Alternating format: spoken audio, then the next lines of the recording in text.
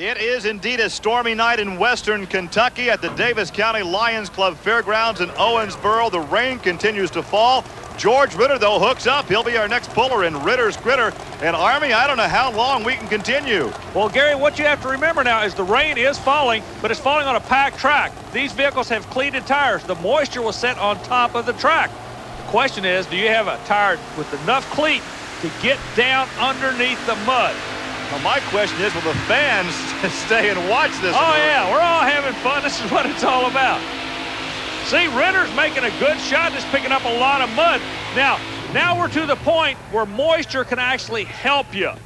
Well, it didn't help him, 243.67, and look at the moisture on the windshield as he pulls off the helmet. So that will be the end of the night for George Ritter in Ritter's Critter. He'll put that back on the trailer and take her home. Roger Crawford up next out of Wayne, Ohio. This is the Bandit, an 88 Ford 150 with a lift body, an Arias Hemi engine. If you look on the screen, you can see dark spots in front of where he's running. That's where the track is packed hardest. Again, the moisture, if you get the sled on top of the moisture, it's almost like running on grease. Crawford knows it, but it's not going to work for him. You watch for this sled to change 180 degrees. It's going to get better for somebody before the night's over. I don't know who the somebody is. Somebody's got a break coming their way. Well, all the competitors very eager to get this evening over with, as now we have Robert Smith hook up. You saw his mascot, the big stuffed teddy bear in the passenger side of that cab. The Three Bears Racing Team, the 1982 Chevrolet. A lot of clutch dust comes out of Smith's vehicle.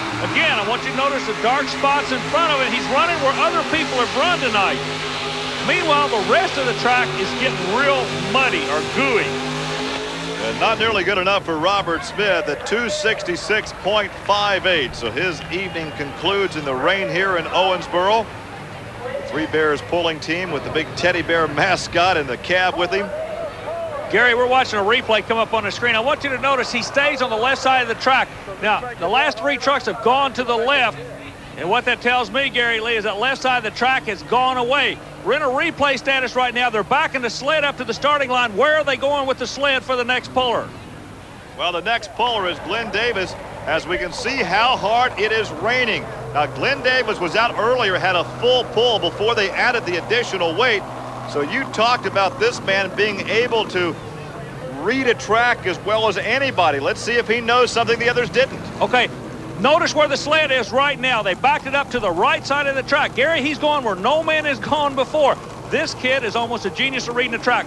By doing this, what he is speculating on is, I told you about all the goo, he wants to get the sled going in the grease. It'll be easy to pull. 309, if he can get 20 feet. Oh, he balked right there. Yeah, but if he, watch this. You're going to see something great here. He balked, though, got back in the throttle and got the horsepower up, and look at this. We're on the end of the track. He's coming at us. 300 feet, 310, 320. Look at this. He's got it. Look at that. The kid. 330 feet. You talk about doing your homework. It's paying dividends for this kid out of South Florida, Gary. 330.33. Let's look again. Now watch him bog down just momentarily right there. Well, once he broke traction, so to speak, once he got the sled moving, developed some momentum in the sled, then the sled got up on the slick stuff, the grease, if you will, and then it took very little horsepower to pull it. So the rain has helped him. Exactly. So as some drivers say, I'd rather be lucky than good, and Glenn Daviess was lucky this evening. He pulls in a heavy downpour, 330 feet.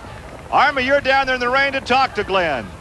It's hard to believe you can lay down such a run like that, but just as slippery as the track is, it's also as slippery for the sled you're pulling, isn't it? Oh, yeah. When the ground gets wet like this, it does make worse traction for your tires, but it also makes the pan slide a little better. But I had a really good hook, and it come down, and looks like I'm ending up pretty good.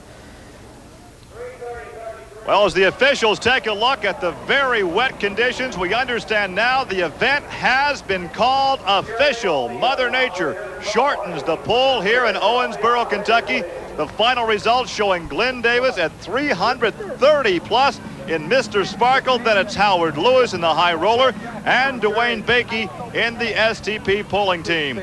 And two drivers were left at the altar because of the weather. No hook due to rain. Tony Osteen, who had the full pull earlier in the Georgia Rebel, and Dave Willoughby in the 1940 Ford. That wraps it up from Owensboro, Kentucky. For Army Armstrong, I'm Gary Lee. Thanks for joining us. We'll see you next week on Trucks and Tractor Power.